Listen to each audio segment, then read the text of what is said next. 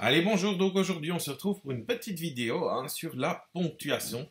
Cette petite vidéo va te servir à réaliser les exercices que je te propose directement sur mon Padlet. Alors, donc juste un petit rappel, la ponctuation c'est quoi? Donc la ponctuation, tu peux la retrouver en fin de phrase. Qu'est-ce que tu retrouves en fin de phrase? Tu peux retrouver un point.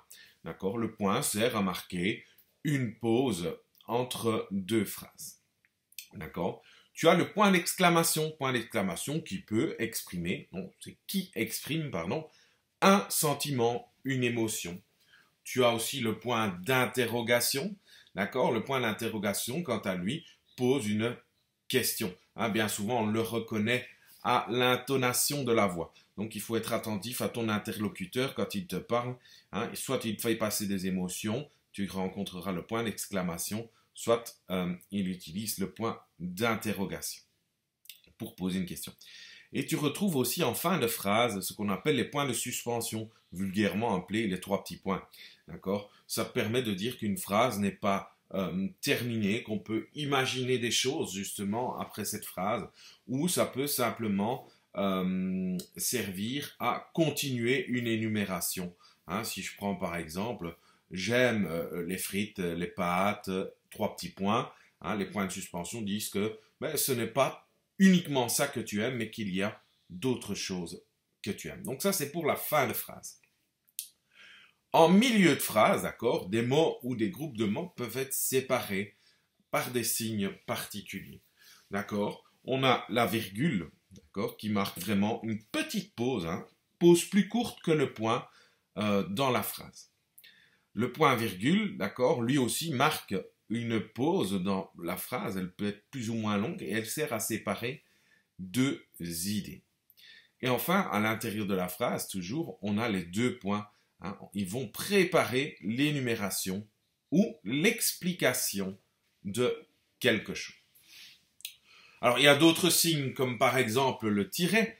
Le tiret, quant à lui, tu vas le retrouver bien souvent en début de phrase aussi, puisqu'il va annoncer la prise de parole de quelqu'un. Alors, le tiret se met aussi lorsque l'on pose une question, quand on inverse le sujet et le verbe. Par exemple, voulez-vous danser grand-mère? D'accord? Entre voulez et vous, on mettra un trait d'union, un tiret. On a aussi les guillemets. D'accord? La particularité des guillemets, c'est qu'ils servent à rapporter les paroles d'un personnage, de quelqu'un qui parle. Et enfin, on a les parenthèses. Donc les parenthèses, elles servent à apporter une précision ou une information par rapport à certaines choses. Donc voilà, ça c'est pour la partie théorique. Donc dans la suite de la vidéo, tu vas voir, on va retrouver les 4 textes que tu dois travailler. Chaque texte sera bien séparé dans la vidéo. Texte 1, texte 2, texte 3 et texte 4. Allez, à tout de suite!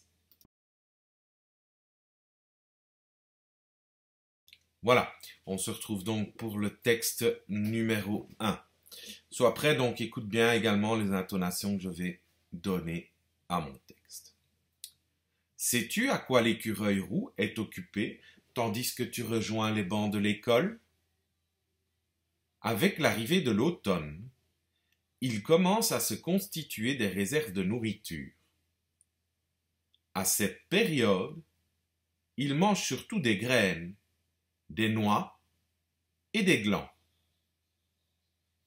Il les enfouit dans différentes cachettes pour pouvoir les retrouver durant l'hiver, quand ils se feront plus rares. Mais il ne retrouve pas toujours où il a caché ses trésors. C'est un animal solitaire qui est actif durant la journée. Tu auras donc peut-être la chance d'en voir un.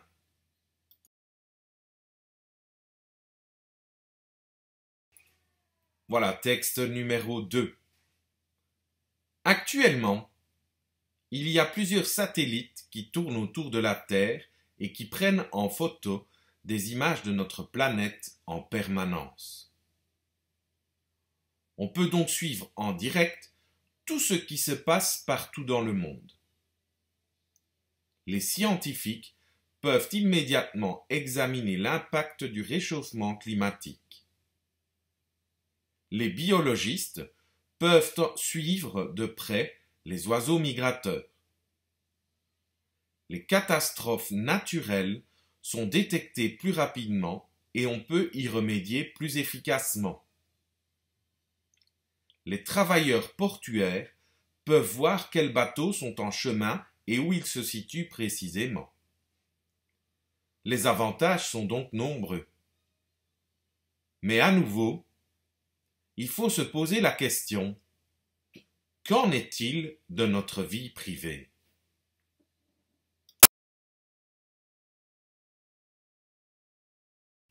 Avant-dernier texte, texte numéro 3. Durant le mois de septembre, il y a également les journées du patrimoine en Belgique.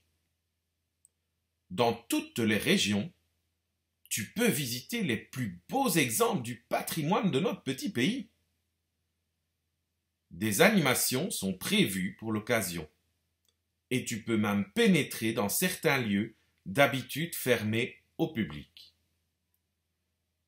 Renseigne-toi pour savoir quels événements sont organisés près de chez toi et emmène tes parents en balade.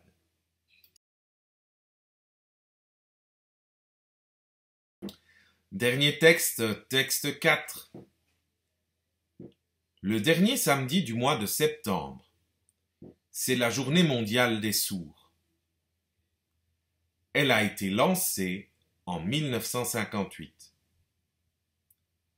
Le but de cette journée est de sensibiliser le grand public à cet état particulier et à la culture développée autour. La langue des signes a notamment été créée pour faciliter la communication avec les personnes sourdes ou malentendantes.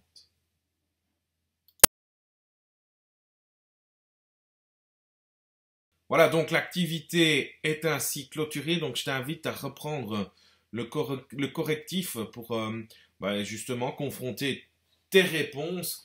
Après avoir modifié tes réponses en fonction de ma vidéo, tu pourras les confronter avec le correctif. Donc 3 étapes, je rappelle. Première étape, tu fais le texte, tu le ponctues comme bon te semble. Deuxième étape, tu confrontes ton texte avec ma vidéo, d'accord? Et troisième étape, tu n'oublies pas, tu corriges et tu relis le texte à voix haute. Voilà, allez, à bientôt dans une autre vidéo. Ciao, ciao!